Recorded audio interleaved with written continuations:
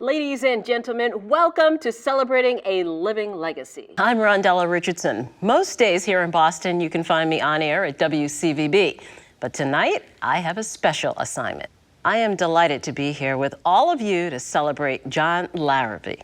We'll be taking a look back at his incredible career at Community Resources for Justice, working to improve the lives of individuals impacted by the criminal justice system and adults with developmental disabilities here in Massachusetts, throughout the United States, and beyond. From his early days as case manager in 1974 until his retirement from CRJ in August, John's career has exemplified dedication, compassion, and a deeply held respect for the dignity of all individuals. Tonight, we'll be joined by some of those who've worked alongside him and know him best, as well as some special guests. And finally, we'll hear from John himself. Under other circumstances, we would be together in a large, festive space. We would tell stories about John, share memories, laugh, maybe shed a few tears, and there would surely be lots of hugs. While we cannot do that tonight, we have harnessed the internet and reserved all the Zoom there is for a fitting celebration of John J. Larivee and his distinguished 46-and-a-half-year career at Community Resources for Justice, his transformational leadership, and his many contributions to the field, and his boundless energy, his good humor through it all, and of course, his kindness and his friendship. John has touched so many lives through the years. A small sampling have some thoughts to share with John and all of us. I met John in either 1982 or 1983. I can't remember exactly when. It was in 1974. It must have been kind of early spring 2010. I think it was in 1980, which is 40 years ago. John and I go back a very, very long way. All you need to do is look at me and see that I go back a long way. He was very young, and he had red hair. That reddish glob of hair that he used to have. Very warm, very generous spirit, and always sort of with a twinkle in his eye. In an outstandingly boring way, he stood out. He's direct and thoughtful. He's a quiet person. But if you got him going on the substance of criminal justice policy, he would perk up, and then you had trouble shutting him up.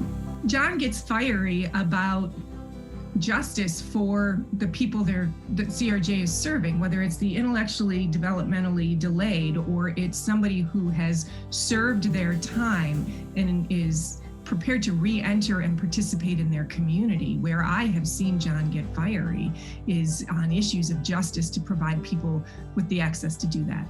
He was someone to listen to, someone to talk to, who had a different vision of sentencing and punishment. I used to challenge him a lot on his thoughts and ideas. He'd come back and say, "Tommy, this is gonna go somewhere."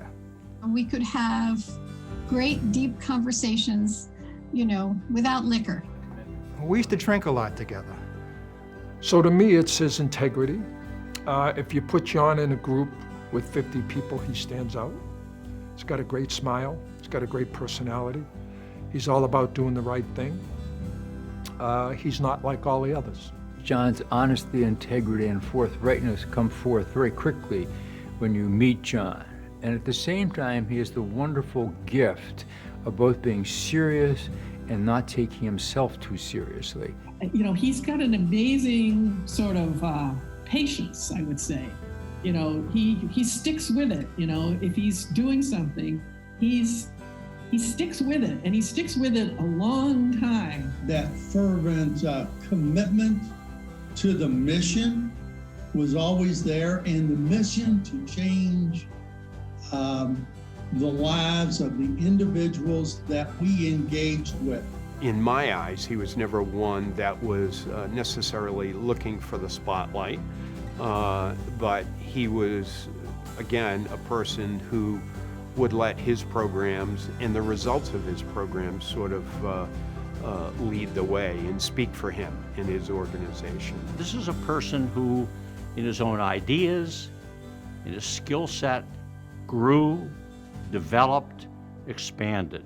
but always kept his eye on the focus of how can we have a major impact in communities who without us have no one. John was always a very striking figure with his Panama hat and oftentimes a white beige suit, kind of a Tom Wolfe kind of character. Yeah, his summer garb was very interesting. I seem to remember a trip to China also, in which he was walking around in really ugly Bermuda shorts. To see him without his hat and his bow tie, it's like, who is that person? It just doesn't make any sense at all, but John, for a guy who's pretty soft-spoken, deliberate in his speech, he wore some pretty flamboyant hats. Yeah, he became kind of a fashion person. I actually did some history. I went on the internet and tried to understand about bow ties. The last conversation I had with him, I made fun of his hat. I've been doing that for a number of years. I like the black one the best. That black wide brim hat. Oh my God. Everyone has to have a trademark. Well, think about men who wear hats. Not many men wear hats these days. Yeah, not since the mid-50s, that's correct. You have not seen people walking around in those hats. It said that bow ties were associated with nerds and geeks. I think more gunslinger than Zorro. Yeah, Wyatt Earp. Yeah. Wyatt Earp. Wendy Larivee tolerates it.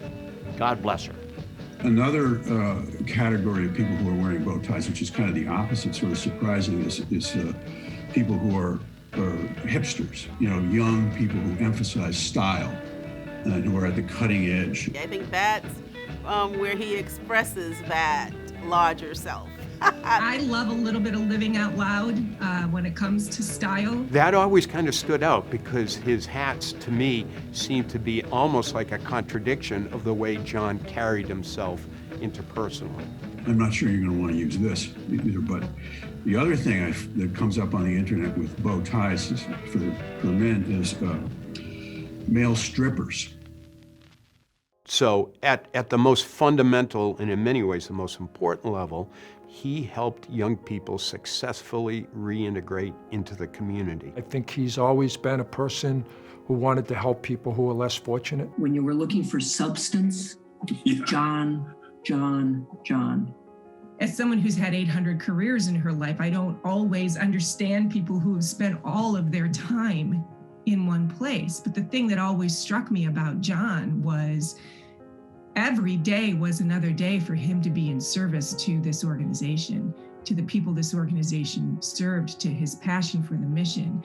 And his creativity and his drive were never exhausted by that. He also was very effective as chair of our Public Policy Committee. And beyond that, he's just been a real friend to many, including myself. He's kept the faith. And that continued commitment to expanding, but always providing quality, always serving the constituents that we have, always being conscious of the stakeholders, always understanding that we have to work together, is a lesson that I think many, many leaders need to understand. This is not a man whose ego gets in the way of successful hiring, implementation, and quality programs. You know, there are a lot of people who do policy, but policy is useless if you don't really think about the end game. And the end game is how policy is going to impact people. I've worked with inmates for many, many, many years, and I've rarely seen an inmate who didn't have the potential to change given the right opportunity and given an advocate who was willing to sort of work on their behalf and stick with them through thick and thin. People didn't focus on women the way John and CRJ did. Women coming out of prison. And it wasn't the, it wasn't the glitzy kinds of services. It was some of the most important, most basic services. How to get an ID, how to get a job, how to learn how to vote. Those things were so important, but nobody paid attention to them other than people like John Larivee in CRJ. As one who has for years now been on the periphery of criminal justice, whenever I would run into somebody involved in the field, either they or I would always bring up John's name as being central to the effort. You have somebody you know is just a rock, and he's a rock on any kind of personal issues you're dealing with, and you're just frustrated and you need some advice. He's a rock with his really great sense of humor. So some of us might be taking some issue a little too seriously, and he would always know how to sort of break humor into the situation and lighten the load. And if you got a friend like that, you can deal with almost anything. So we've been in this business together for well over 40 years. I consider him more than a colleague. I consider him, one of my best friends. One of the places that John influenced me the most was in modeling myself after his listening skills, his quiet presence to make room for someone else's thoughts to fully form, and his willingness and preparedness to really listen and learn from that. I think he's a role model for me there. John, I love you, buddy.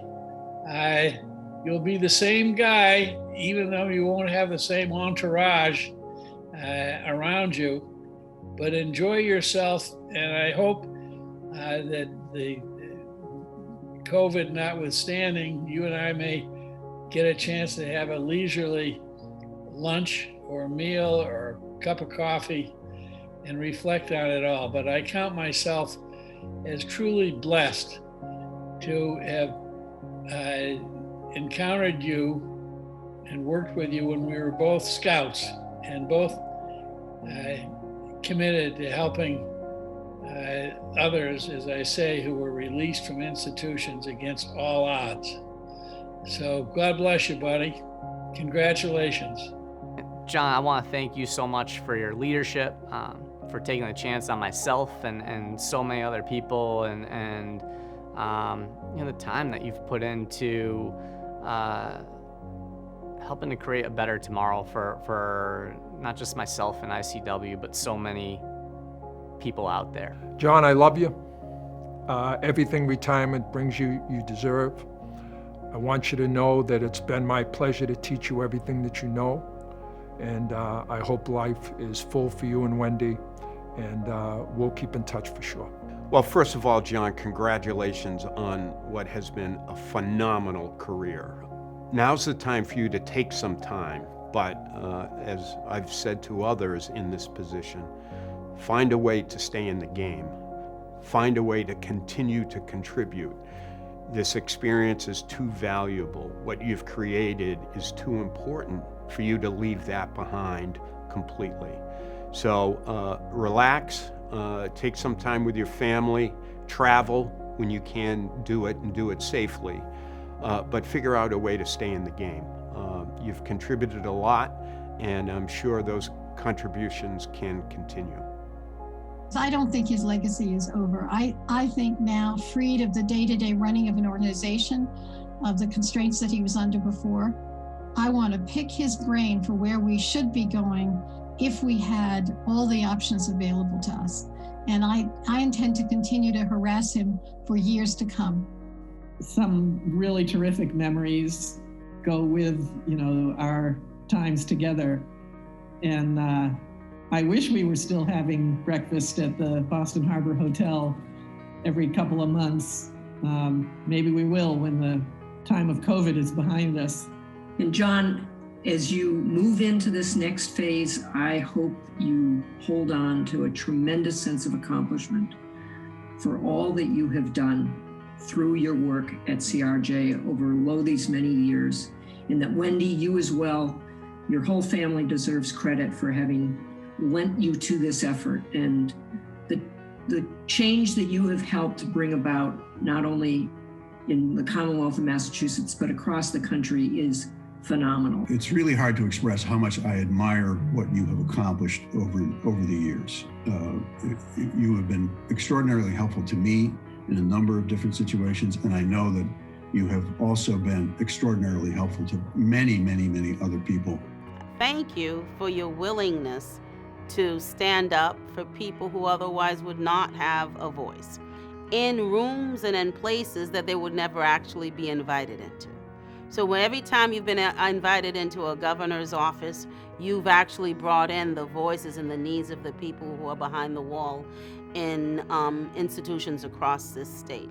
Every time you've sat across a sheriff and you've tried to convince them that while they may have great programs, people have to come back out and be with family and friends, and they need to be able to be supported in doing that. Every time you've walked in to do that, you have brought the voices of the people with you. I salute you. Thank you, John, for just being an outstanding leader and for building such a great organization known as Community Resources for Justice. John, here's one of the things that I think of when I think about you. I think about all the lives you've touched over the many, many years you've been doing this work. And I know, I truly believe that as you go forward, as you greet your retirement encore years, that you will continue to touch lives the way you have in the past. It's part of who you are, and it's one of the reasons we all love you. John, what I want from you, what I want for you, first is selfish. That you and I stay in touch and feed our friendship. And I want the friendship fed because you're such a terrific person. You've added so much to the arena in which you work. You've added so much to the people with whom you work. You have this wonderful balance between a lot of attention to work, but not all about work. And so you have this whole other life. And so I really, really applaud you for that balance, for that life. And I want to continue to be part of it so that you and I can, in effect, sort of feed each other. John, we're going to miss you. We wish you adieu. We'll also talk to Wendy and let her know that anytime she wants us to get you away from them, we'll find a project for you that's on the other side of the country. We know you like to travel. But until then, I have nothing else to say to you, but be well, my friend. Be well. I'm happy for you, John, that you're going to sort of take a little bit of a break, take a little bit of a rest. But I know you're going to be around, and I know people are still going to call on you. And I know you're going to be there for people. And, you know, I just want to thank you for your friendship, both on a professional level and on a personal level. It means a lot to me. It's also meant a lot to my family. It's just been joyful. In this life, we don't always get opportunities to evaluate what we have achieved and what a difference we've made.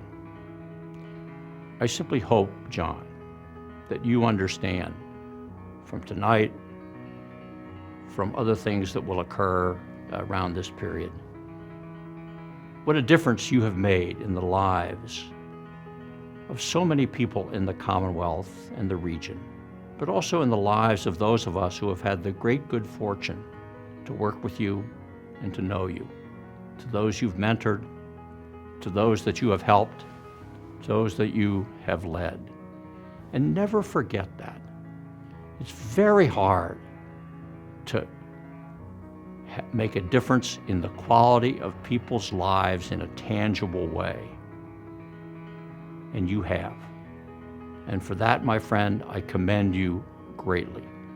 I do hope, though, that you will realize that as good as this has been, I still believe the best is yet to come for you, and I wish you well.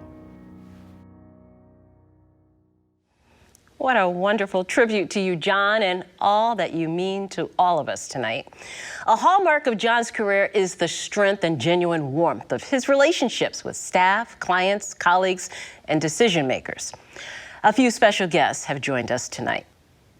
Good evening, everybody. Massachusetts Governor Charlie Baker here. I want to start, first of all, by thanking Rondella Richardson for emceeing tonight's event. I want to thank everybody for coming on the call to support CRJ, and I want to say congratulations and thank you to John Larivee. John, you like me, we both married up. Let's just get that out of the way.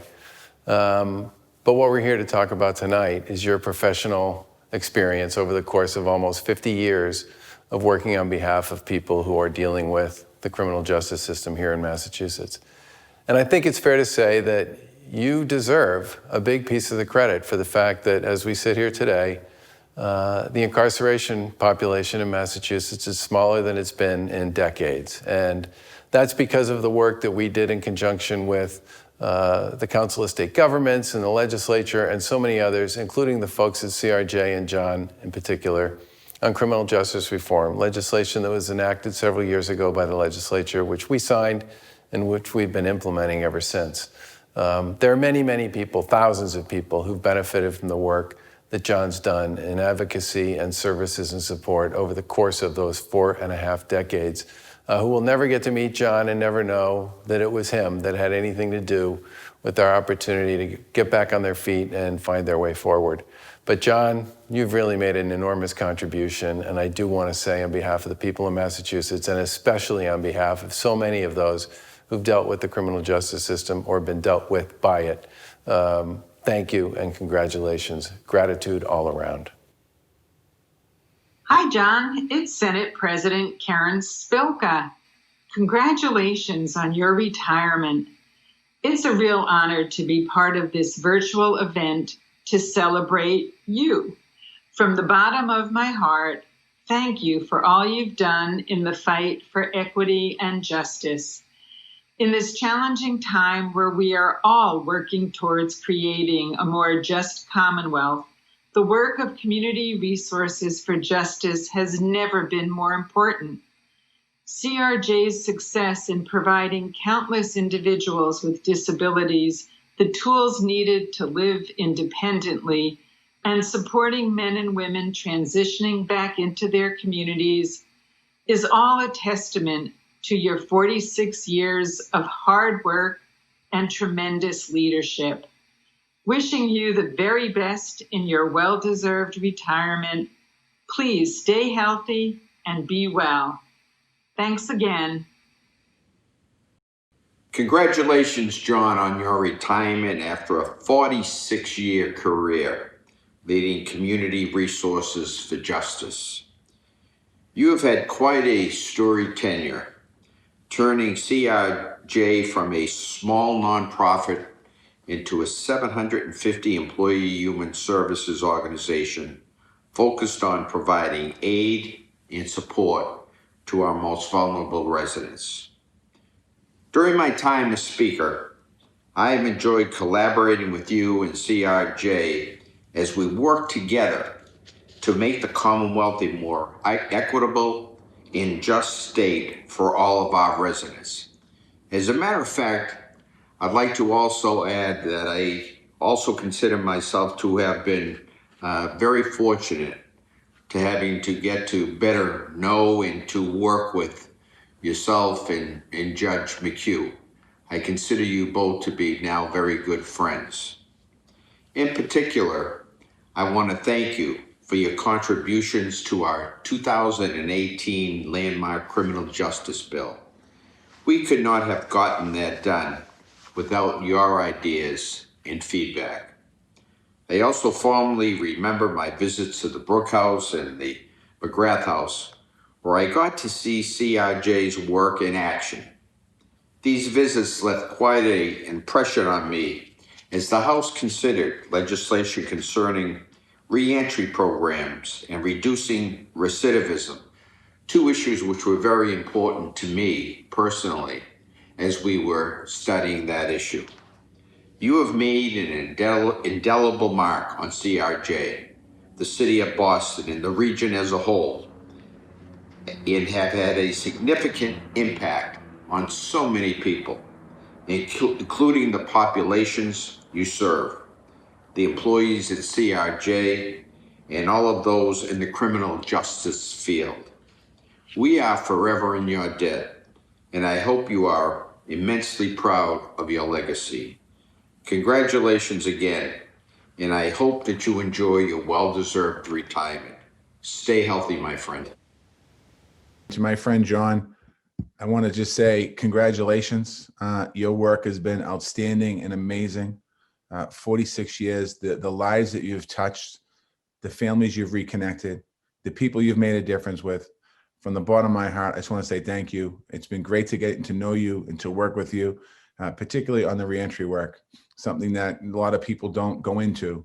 But you did, because you understood the value of people's lives and giving them a second chance and maybe a third chance and maybe even sometimes a fourth chance. And I want to congratulate you on your retirement. I think I'm supposed to have a citation for you there. I think I'm working it through Marie St. Fleur. So you will have a nice citation to hang on your wall, wherever, put it in the bookcase or just put it in the drawer. So congratulations, my friend.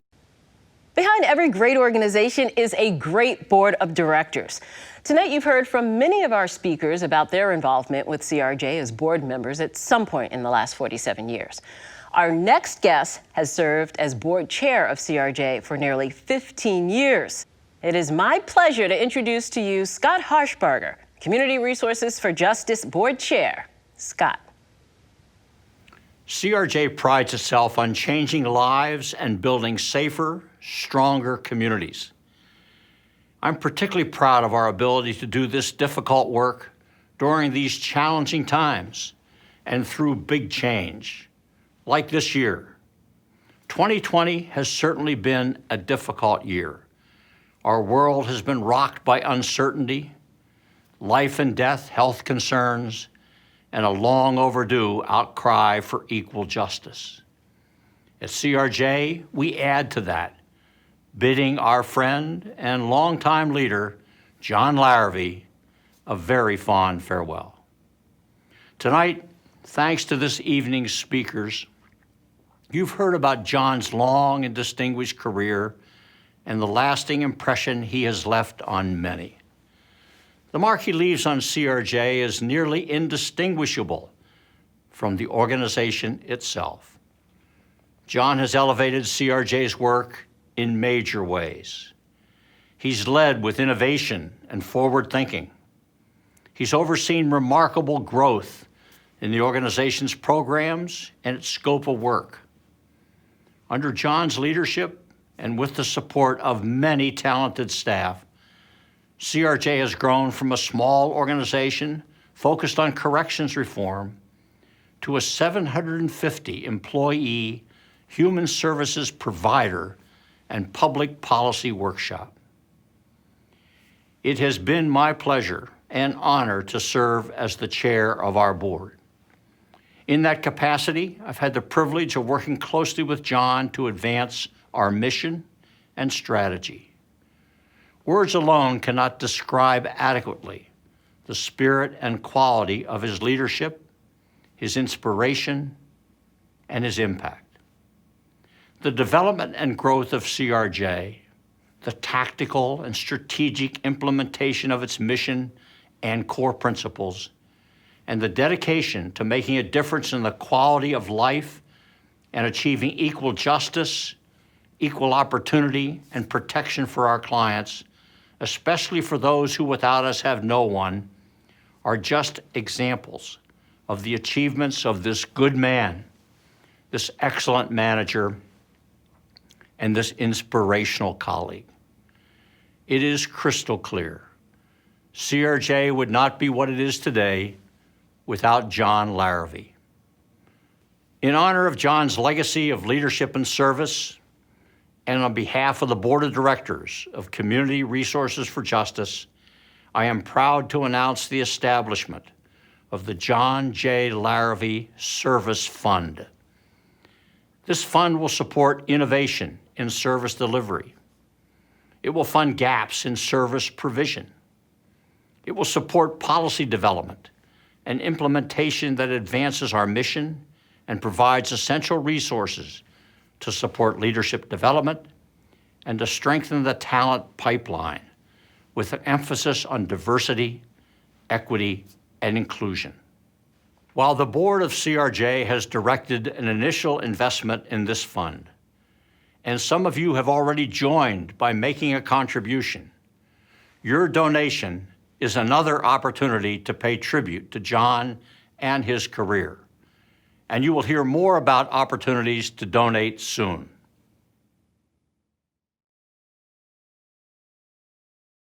We have heard so much about John Larivee.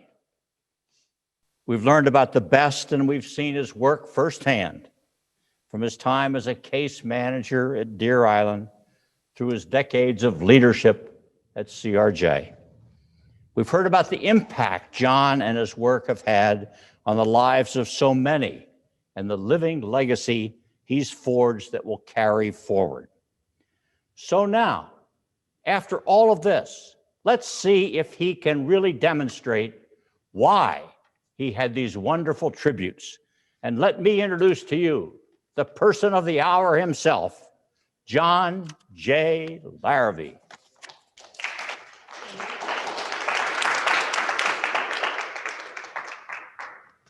Wow. That was, is there more that we could show? I'd much rather hear from others about me than listen to me talk about me. So I would welcome more of that. A shout out to the board members and staff who put this together. And I don't know all the names, but I remember leaving the office several Friday evenings and they were meeting in the conference room, getting ready for this event.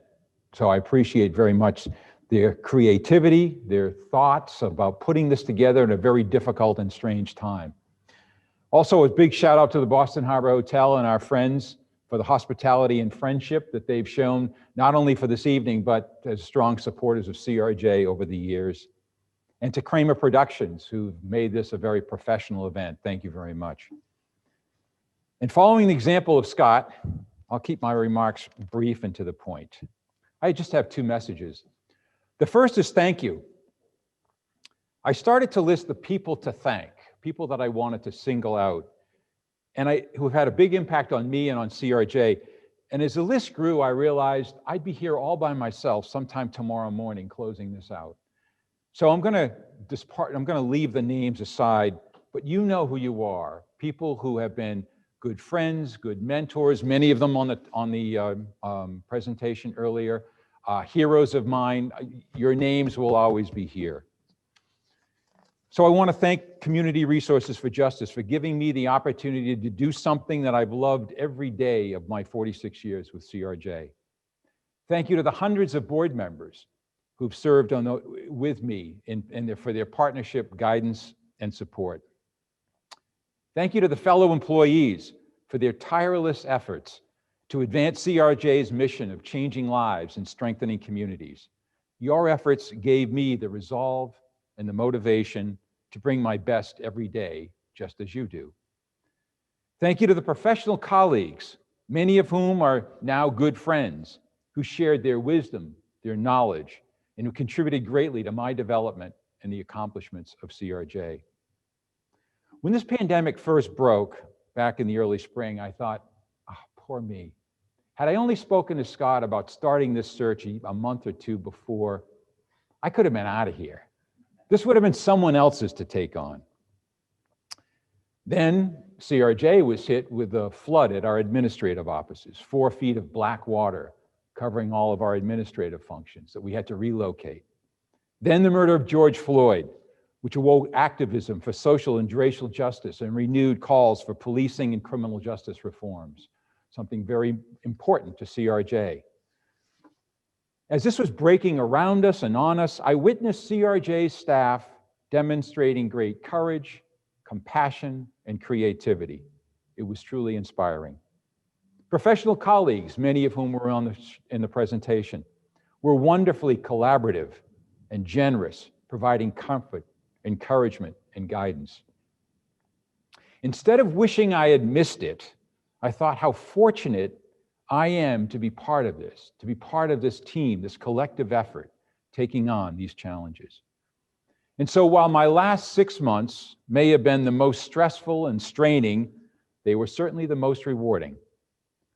You, CRJ staff, and my colleagues shined the spotlight on why every day of the past 46 years, I so looked forward to coming to work.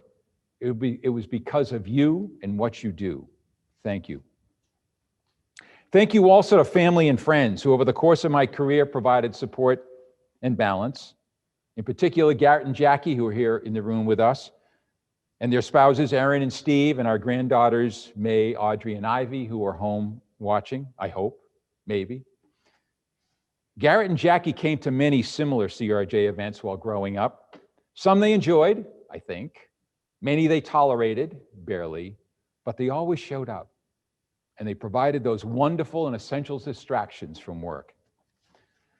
And a special thank you, big hugs and kisses, and a lot of love for Wendy, who had her own 40-plus year career as a teacher and while supporting me. When we were first dating, I asked Wendy out to dinner. A lot of dates go out to dinner. This dinner was at the Lifers Banquet at MCI Norfolk.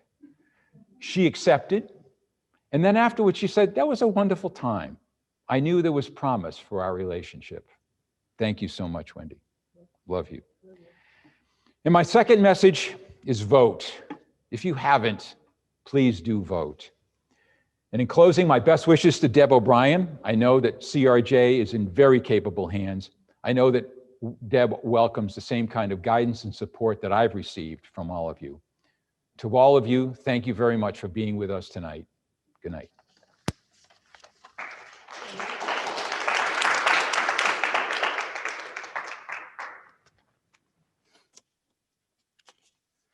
Thank you, John. And I must say that, Wendy, a Lifers Banquet in Norfolk, you can't top it.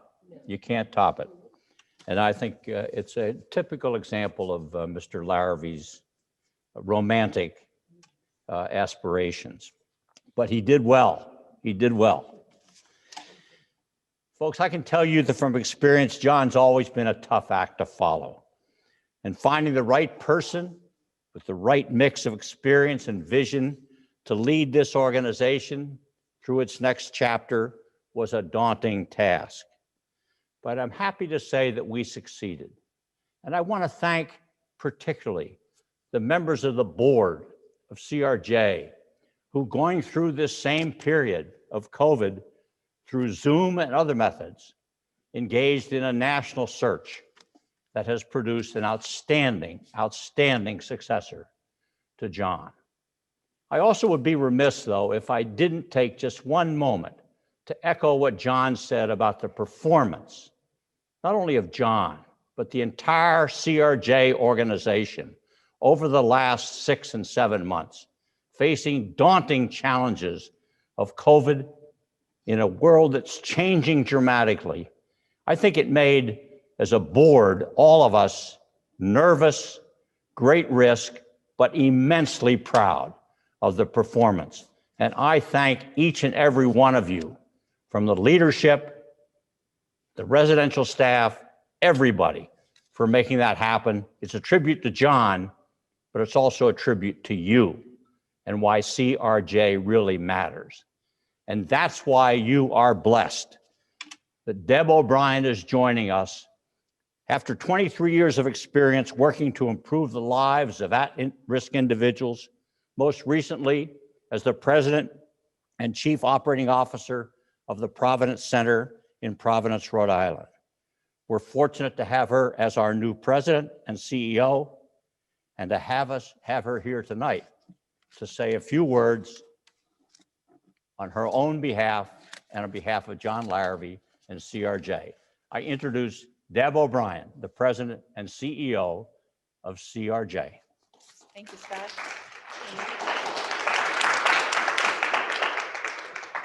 Hi, everyone, and thank you. 1974 was a very special year. We saw the Watergate scandal and the subsequent resignation of President Nixon. We saw the introduction of the UPC scanner into stores, the invention of the Post-it note, The novel Jaws, not the movie, was introduced. And the chart-topping song at that time was from Barbra Streisand, The Way We Were. Locally in Massachusetts, the Yankee Candle Factory opened. The Celtics won the NBA championship, which, you know, hopefully they could do it more often. And John Larivee began his career at what is now Community Resources for Justice. John was not happy with the way we were. He dedicated his career to improving outcomes for those whose lives are impacted by the criminal justice system and adults with developmental disabilities.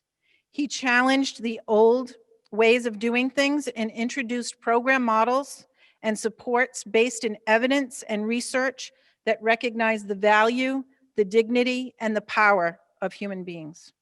His innovative and forward-thinking leadership has grown CRJ from what was then a small organization focused on correction reforms to what is now a 750 employee human service provider and public policy incubator.